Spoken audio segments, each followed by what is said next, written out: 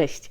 Dzisiejszy odcinek będzie nosił tytuł Czy i jak uczyć młodzież i młodych ludzi historii kina. Zaczniemy od odpowiedzi na pytanie, czy uczyć historii kina. Myślę, że tak naprawdę odpowiedź na to pytanie jest dość oczywista i myślę, że wszyscy zdajemy sobie sprawę, że we współczesnym świecie historia kina jest w zasadzie równie ważna jak historia literatury. Jeśli uczniowie w szkole muszą czytać stare książki, czemu daję te stare w cudzysłów, bo zaraz zobaczycie, co według moich studentów jest stare i pewnie trochę się zdziwicie, no to skoro muszą czytać stare książki, to powinni też oglądać stare filmy. Pomysł na ten dzisiejszy odcinek wziął się, słuchajcie, z takiej mojej krótkiej wymiany zdań z jednym z nauczycieli na Facebooku. Rozmowa wątek właściwie dotyczył filmu Krzyżacy i książki Krzyżacy. No i padło tam takie stwierdzenie, że uczniowie nie chcą tych krzyżaków oglądać, bo to się wlecze, jest nudne i akcja nie jest szczególnie wartka. Nuda.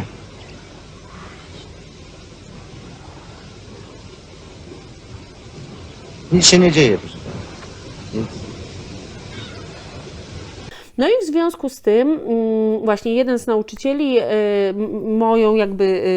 mój komentarz, że Krzyżacy to jednak jest bardzo fajny film, tak skonstatował w taki sposób, że może jest i fajny, ale absolutnie nie jest przeznaczony dla współczesnej młodzieży, absolutnie tej współczesnej młodzieży nie przemawia. No i że on kilkakrotnie swoim uczniom próbował puszczać film Krzyżacy, ale oni zawsze pytali, czy naprawdę musimy to oglądać. No i słuchajcie, myślę sobie, że odpowiedź na to pytanie jest tylko jedna prawidłowa odpowiedź na to pytanie, to znaczy tak, naprawdę musicie to oglądać.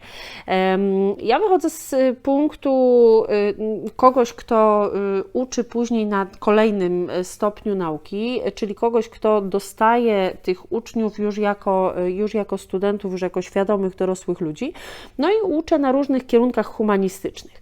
No i słuchajcie, uczę tam różnych przedmiotów związanych mniej lub bardziej z kinem, bo one nie zawsze bezpośrednio z kinem są związane, czasem są związane z telewizją, czasem z komunikacją, z różnymi tego typu rzeczami. No i widzę po młodych ludziach, że właśnie, czasami taka odpowiedź, tak naprawdę musisz to oglądać, zdecydowanie dobrze by im zrobiła. Ja nie ukrywam, że również każę moim studentom oglądać rzeczy, które oni często uważają za nudne, okropne i takie, które, pada to pytanie, po co nam pani doktor w ogóle kazała to oglądać. No więc ja odpowiadam, że po to, że musicie wiedzieć, musicie znać, a za jakiś czas sami dojdziecie do tego, czy rzeczywiście byłoby Wam to potrzebne. No i słuchajcie, efekt właściwie, przynajmniej w większości przypadków jest taki, że gdzieś tam po 2-3 latach studiów ci studenci do mnie przychodzą, no i mówią, że tak, oni już teraz właściwie to rozumieją, po co ja im kazałam oglądać te stare, straszne filmy.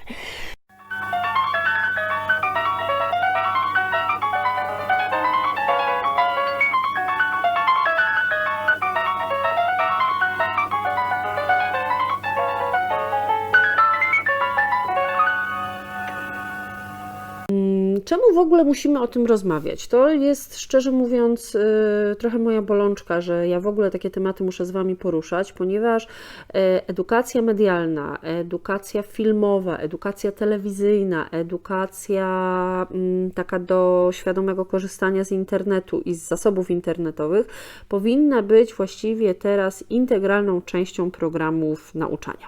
Programów nauczania albo konkretnych przedmiotów, albo programu nauczania zupełnie osobnego przedmiotu, który powinien młodych ludzi uczyć świadomego, selektywnego i mądrego podejścia do tego, co oglądają. I kiedy mówię świadome, selektywne i mądre, nie mam, broń Boże, na myśli tego, że mamy nauczyć uczniów, czy studentów, czy kogokolwiek innego tego, czego ma nie oglądać. Nie, mamy go nauczyć, jak oglądać, żeby oglądać mądrze, jak oglądać, żeby wyciągać z tego dla siebie właściwe treści i jak oglądać, aby umieć krytycznym okiem spojrzeć czasami na to, co proponuje nam kino, co proponuje nam telewizja i co proponuje nam internet.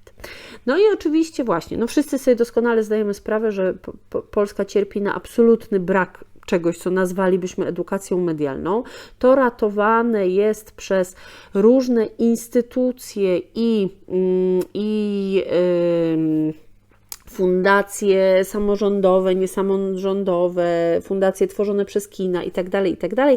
No ale oczywiście, no właśnie, na to, żeby z tych materiałów korzystać, musielibyśmy mieć przede wszystkim czas na lekcjach. Ja sobie zdaję doskonale sprawę, że niewykorzystywanie materiałów filmowych czy materiałów telewizyjnych podczas zajęć, albo bardzo niski poziom ich wykorzystywania, wynika przede wszystkim z tego, że nie ma na to czasu i nie jest to w żaden sposób porządnie przewidziane w podstawie programowej, która film, telewizję i internet ma kompletnie w nosie i poza podmienianiem lektur szkolnych co jakiś czas, czasem na lepsze, a czasem moim zdaniem na zdecydowanie gorsze, i może to jest temat na zupełnie osobny odcinek, no to właśnie jeśli chodzi o te współczesne przekazy medialne, o to, co oferują nam tak zwane nowe media, to w ogóle w programach szkolnych nie jest nauka na ten temat przewidziana. Ja zawsze podaję taki przykład, że myślę sobie, że oprócz zakazywania dzieciom używania komórek w szkole i oprócz zabierania im tych komórek, to może warto by było raz na jakiś czas przeprowadzić taką lekcję i znowu ona powinna być przewidziana podstawą programową, na której to lekcji nauczymy uczniów korzystać sensownie z tej komórki, to znaczy pokażemy im strony, do których oni samodzielnie nigdy w życiu nie dotrą. Pokażemy im sensowne słowniki i to nie tylko słowniki wielojęzyczne, bo do tego oni i tak skorzystają z Google Translatora, ale pokażemy im wielki słownik języka polskiego, pokażemy im w internecie słownik synonimów, pokażemy im właśnie jakieś ciekawe strony, na których oni mogą znaleźć treści odpowiadające ich wiekowi, a sami tam nie dojdą, bo YouTube prawdopodobnie im tych treści nie podpowie. Tak jest moim zdaniem w polskiej szkole takiej edukacji w kierunku, który nazwałabym kompleksową humanistyką. To znaczy, moim zdaniem, mam takie przekonanie, że polskie programy nauczania i podstawa programowa skonstruowane są w taki sposób, że każdy przedmiot jakby sam sobie rzepkę skrobie. I nie pokazujemy, nie mamy czasu na to, żeby pokazywać, bo właśnie znowu programem nie jest to przewidziane, a no umówmy się, lekcji z przedmiotów humanistycznych nie jest wcale tak dużo. Nie ma takich przedmiotów, które no właśnie rozwijałyby to kompleksowe poczucie połączenia przedmiotów humanistycznych także z przedmiotami ścisłymi, bo to jest bardzo ważne, tego właśnie, ja to widzę później w wiedzy studentów, że oni nie potrafią łączyć niektórych faktów, że niektóre rzeczy zupełnie im się ze sobą nie spajają, a powinno to być oczywiste. No i właśnie, wydaje mi się, że powinno pojawić się coś takiego jak kompleksowa humanistyka, która pokazywałaby właśnie, czemu w ogóle humanistyka jest ważna, bo jak wiecie doskonale, to jest taki pogląd, taki trend we współczesnym myśleniu, że humanistyka nadaje się do wyrzucenia do kosza na śmieci. Otóż nie, humanistyka jest najważniejsza na świecie. To humanistyka daje nam narzędzia do tego, żeby świat rozumieć, żeby rozumieć samego siebie i żeby się w tym świecie określać. No nie jesteśmy w stanie jako społeczeństwo rozwijać się. Dzięki niej jesteśmy bardziej kreatywni i elastyczni. Bez humanistyki nie bylibyśmy sobie w stanie poradzić w relacjach międzyludzkich, w kontaktach. Chyba nie ma nic ważniejszego od przedmiotów, które otwierają nasze umysły, dają nam możliwości zupełnie innego spojrzenia na świat i powodują, że jesteśmy też lepszymi ludźmi. Ja myślę, że wszyscy humaniści są historykami i pełnią taką funkcję, jaką kiedyś pełnili opowiadacze albo szamani. Przekazują wiedzę o kulturze dalej. Centralny w humanistyce jest dialog. Jest podstawą humanistyki, a dialog jest też podstawą wszelkiego innego działania, komunikowania się. A zatem można powiedzieć, że humanistyka leży u podstaw wszelkiego działania, w które zaangażowany jest człowiek. Humanistyka jest wszystkim. Humanistyka jest początkiem, jest kontynuacją i mam nadzieję, że doprowadzi nas do szczęśliwego końca, w tym sensie, że humanistyka rzeczywiście pozwala nam analizować potrzeby społeczne, te trendy, w których żyjemy, więc pozwala nam opisywać naszą rzeczywistość, buduje pytania dla nauk ścisłych i pozwala naukom ścisłym odpowiadać na te pytania. Każda praktyka humanistyczna, którą znam, w rodzaju kursu dla seniorów w Luboniu, którzy opowiadali własne życie, nauczyli się pisać swoje autobiografie, prawda? Czy jakakolwiek inna, to jest zawsze taka praktyka, w którymś momencie następuje to uświadomienie, prawda? Chciałbym moim dzieciom, moim wnukom opowiedzieć, tak? Jak ja widzę, jak ja spełniam, ogarniam swoje życie na własny rachunek, co dla mnie jest ważne. No to właśnie, to byłoby coś, co powinniśmy wpajać i pokazywać uczniom już od zupełnie najniższych poziomów nauczania, od najmłodszego wieku. Powinniśmy uczyć tego, jak łączyć fakty i jak je ze sobą wiązać. Mówię o tym tak dużo nie bez powodu, bo no właśnie, jest to bardzo ważne, jeśli chodzi o tę edukację medialną i o nauczanie filmowe. Brak elementów historii kina we współczesnym nauczaniu, na współczesnych lekcjach powoduje kilka takich efektów, które strasznie trudno potem jest zniwelować i bardzo trudno jest potem jakby odwrócić, załatać te braki, a znowu, gdyby one były odpowiednio wplecione w program szkolny, to może część tych braków po prostu później by nie istniała. Sobie ubrałam te problemy w takie 4 podstawowe punkty. Po pierwsze, młodzi ludzie nie potrafią łączyć ze sobą faktów, co wiąże się z niewiedzą i nieświadomością pewnej ciągłości kina. Mam wrażenie, że młodym ludziom czasem wydaje się, że te wszystkie filmy, które współcześnie oglądają, które oglądają dziś w kinach czy na komputerach, no one spadły z nieba i nic nie było przed nimi i prawdopodobnie nic nie będzie już po nich. Absolutnie nie zdają sobie sprawy, że to, co dziś oglądają, wynika z bardzo długiej historii kina, z bardzo wielu elementów, że wszystko właściwie, co dziś oglądają, to już są w jakiś sposób obrazy wtórne, że to wszystko już kiedyś wymyślili, no i właśnie nie potrafią w związku z tym szukać nawiązań, inspiracji, elementów takich właśnie przewijających się stale przez tę historię kina, elementów, które charakteryzują pewne gatunki.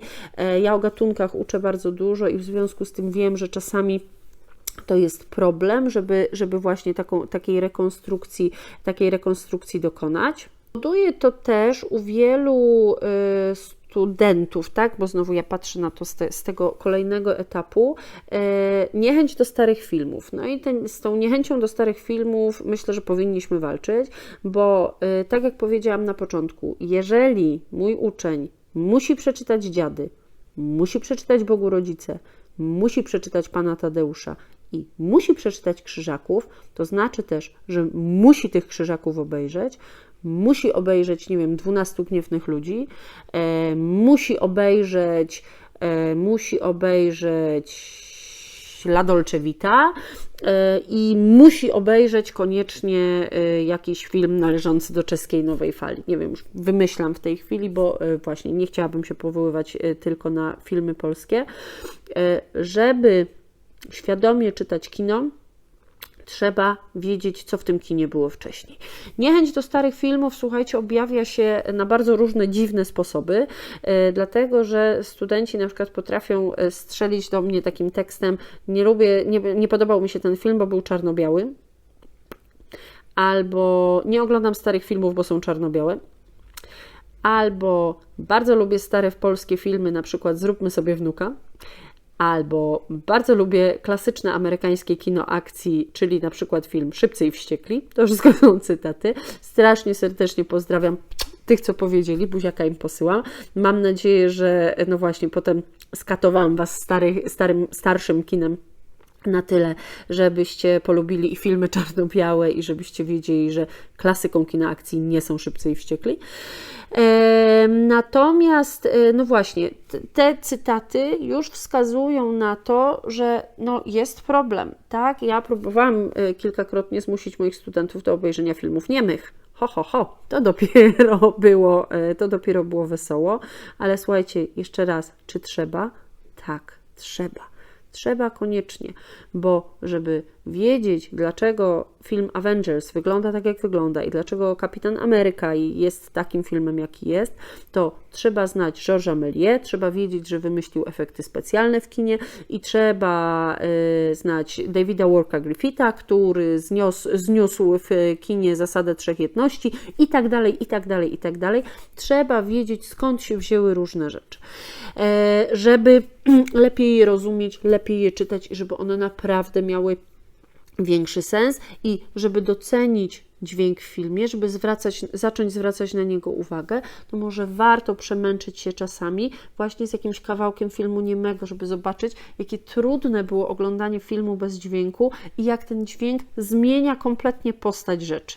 No i ostatnim problemem, słuchajcie, który widzę, ja oczywiście mogłabym te problemy mnożyć, ale staram się, żeby było w miarę krótko i zwięźle, jest no niestety wychowanie do kina amerykańskiego. I nie ukrywam, że ja nie mam nic przeciwko temu, ponieważ ja jestem ogromną fanką kina amerykańskiego i to takiego komercyjnego kina amerykańskiego. Uwielbiam Szybkich i Wściekłych, uwielbiam filmy o superbohaterach. Absolutnie nie mam nic przeciwko temu, żebyśmy to oglądali. Natomiast strasznie jest mi przykro, że większość ludzi, z którymi się stykam, nie ogląda kina europejskiego.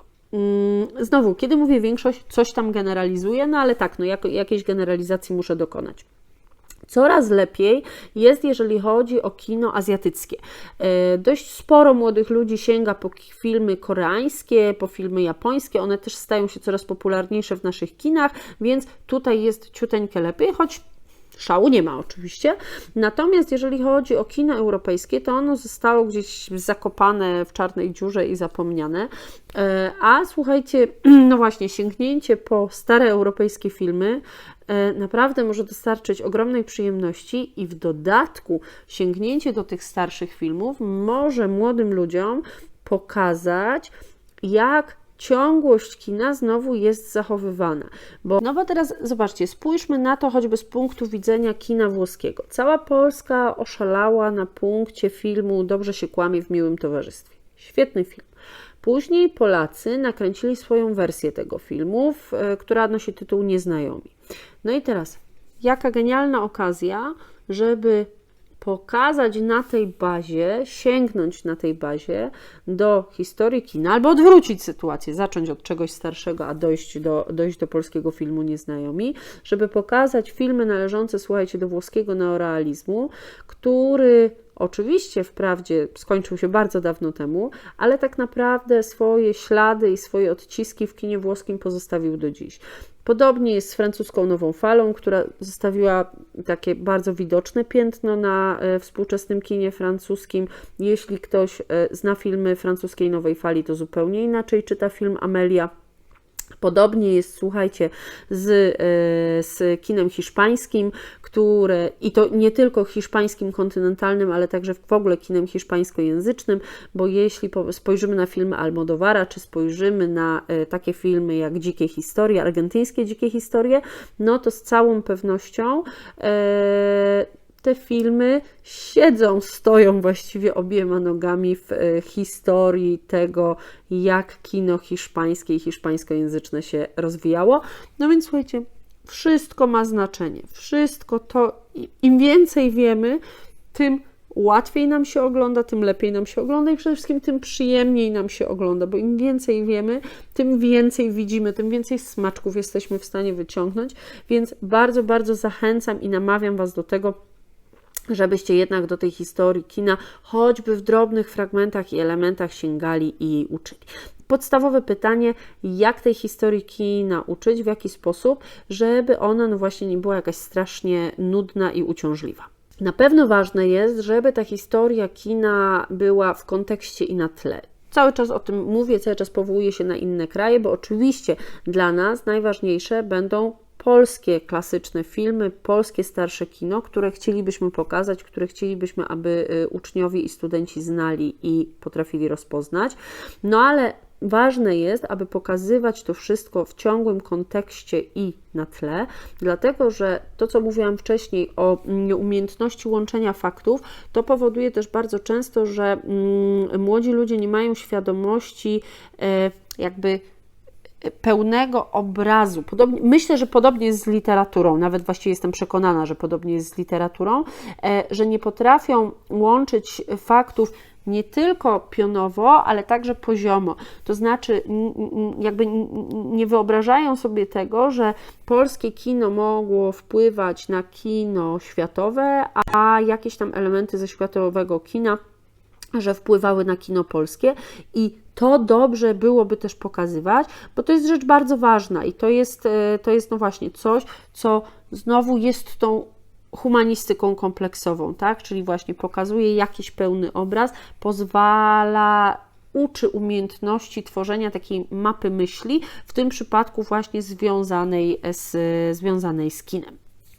Ważne jest, słuchajcie, aby ta historia kina, której uczymy w całości, we fragmentach, jakoś tam ją wplatamy w nasze zajęcia i to mogą być zajęcia z polskiego, z historii, mogą być równie dobrze z biologii i ze wszystkich innych przedmiotów, aby ta historia kina była w jakiś sposób bliska sercu naszych uczniów czy studentów. To czasami, ja wiem jak to okropnie zabrzmi, warto czasami zbanalizować, spłycić, no nie, że bardzo, ale troszeczkę, uprościć pewne sprawy po to, żeby no właśnie one stały się bardziej zrozumiałe, stały się łatwiejsze. Tu tak, absolutnie zgadzam się z tymi nauczycielami, z którymi dyskutowałam o Krzyżakach, że czasami warto sięgnąć po prostu po fragmenty, że nie trzeba wszystkich filmów oglądać w całości. Czasami, no faktycznie tak, nie ukrywam, że jest to niewykonalne, ale wtedy sięgnijmy chociaż po malutki fragment. Słuchajcie, jeśli chodzi o takie rzeczy jak film, to uczniowie i studenci, jeśli nie zobaczą, to nie zapamiętają. Opowiadanie o filmie bez jego obejrzenia to właściwie mija się z celem i nie ma sensu. No i teraz najważniejsze. Uczcie i pokazujcie te stare rzeczy, te stare filmy jako rzeczy, które mają związek ze współczesnością. O tym już mówiliśmy. Potrzebujemy, aby ta historia kina służyła nam w takim celu właśnie odczytywania tego, co jest dziś, mądrzejszego odczytywania tego, co jest dziś, bardziej świadomego i selektywnego odczytywania tego, co jest dziś. Tam właśnie znowu pozwólcie, że posłużę się tą dyskusją na temat Krzyżaków. Ja zaproponowałam, aby skorzystać z fragmentu Bitwy pod Grunwaldem.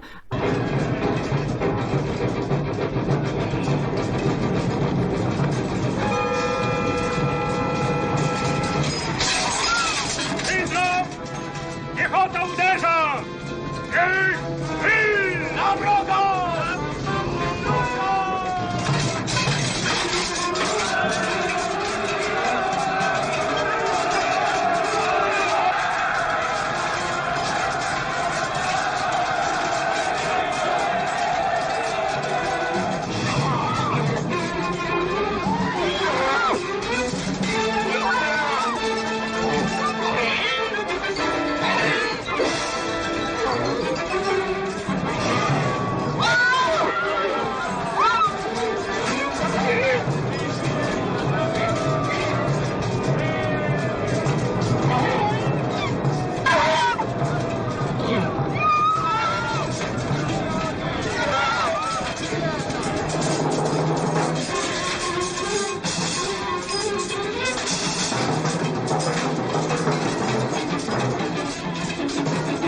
Ale skontrastować ten fragment i pokazać go razem z fragmentem jakiejś sceny bitewnej, batalistycznej z jakiegoś zupełnie współczesnego filmu.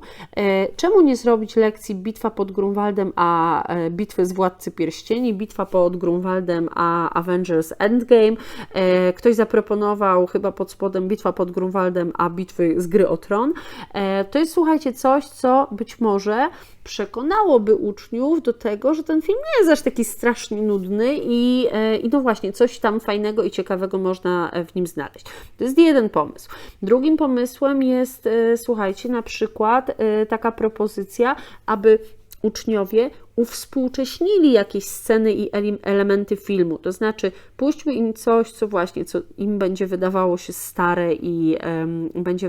stare i nudne i powiedzmy im, że mają teraz napisać plan uwspółcześnienia efektów specjalnych w tej scenie, plan uwspółcześnienia samej sceny, mają powiedzieć, co zrobić, aby ta scena mogła stać się dla nich bardziej interesująca. Myślę, że to też byłaby fajna zabawa, a na dodatek byłby to pretekst, żeby wprowadzić choć odrobinę słownictwa filmowego, takiego troszkę bardziej profesjonalnego, którym uczniowie mogliby się posłużyć, żeby właśnie przygotować te opisy uwspółcześnienia scen. Zobaczcie, że istnieją w dzisiejszych czasach takie programy komputerowe, które pozwalają robić storyboardy do filmów, czyli te takie obrazki, w których się rozrysowuje poszczególne ujęcia filmu. To można by na przykład na takiej lekcji wykorzystać i myślę, że wyszłaby ona bardzo fajnie. Innym pomysłem, który ja już przerobiłam z kogoś innego, jest na przykład taka propozycja, aby uczniowie, wcielając się w bohaterów filmowych, pisali do siebie listy, a może nie pisali listy, może nagrywali wideoblogi w takim razie. To na pewno będzie dla nich bardziej interesujące. Niech wcielą się w dwóch jakichś bohaterów literackich, niech wcielą się we Władysława Jagiełłę i Ulricha von Jungingena i niech piszą do siebie listy z tych dwóch obozów, które stoją tuż przed zaczęciem się bitwy pod Grunwaldem. No nie wiem, tutaj słuchajcie, można wymyślić milion różnych sposobów, natomiast to mam sprawdzone, przetestowane i do tego namawiam. Jeżeli już sięgamy po starsze rzeczy, to starajmy się nadać im kontekst współczesny, bo to jest bardzo ważne. Ja potem, tak jak mówię, pracując i z nauczycielami, i ze słuchaczami studiów podyplomowych, i ze studentami, bardzo młodymi studentami, bo to bardzo często są studenci pierwszego roku, więc to są właściwie maturzyści, właśnie otrzymuję potem taką informację zwrotną, że tak, po przemyśleniu, po zastanowieniu się, po obejrzeniu kilku kolejnych rzeczy, oni wiedzą, po co im to było, oni wiedzą, po co się mieli tego uczyć, oni wiedzą, po co się mieli męczyć mniej albo bardziej oglądając dane filmy, a słuchajcie, myślę sobie, i to jest taka chyba moja myśl na koniec, no jeżeli nie będziemy dziecka prowadzać do filharmonii, to chyba samo do tej filharmonii nie zacznie chodzić.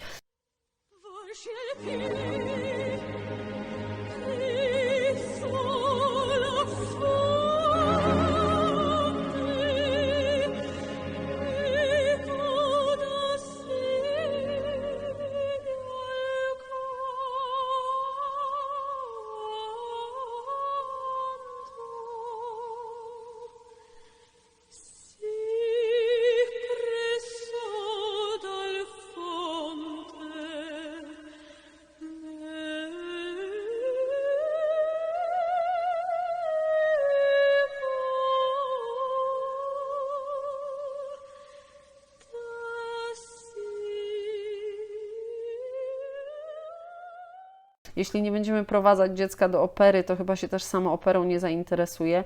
No jeśli nie będziemy dziecku puszczać starszych filmów, no to samo też chyba po filmy z lat 50. i 60. nie sięgnie. Zanim skończymy, chciałabym Wam jeszcze pokazać książkę, która być może okaże się przydatna, bo oczywiście książek dotyczących historii polskiego kina jest mnóstwo, ale chodzi o to, żeby to było coś takiego zwięzłego i właśnie do czego można by sięgnąć po drobne informacje. Książka Tadeusza Lubelskiego, Historia kina polskiego, bardzo fajna. Twórcy, filmy, konteksty, konkrety. No i to już wszystko na dziś. Nie wiem, czy udało mi się spójnie i zbornie opowiedzieć Wam o tym, co mi chodziło po głowie. Jest to dla mnie problem opowiadanie o tym, bo ja najchętniej opowiadałabym Wam o tym przez 2 godziny. Jest to moja duża bolączka, jest to taki temat, który nie odmierzam. właśnie porusza emocjonalnie i bardzo chciałabym, żeby te podstawy programowe i programy nauczania w szkołach wyglądały nieco inaczej i składały się jednak dziś już z trochę innych elementów. Bardzo jest mi przykro tak naprawdę, że edukacja filmowa, edukacja medialna w ogóle jest właściwie zapomniana w programach nauczania. Miejmy nadzieję, słuchajcie, że to się wkrótce zmieni. No a dopóki się nie zmieni, to zróbmy coś, żeby wykształcić tę humanistykę kompleksową. Mam nadzieję, że wspólnymi siłami będzie nam to szło coraz lepiej i że nam się to uda. Trzymajcie się, cześć!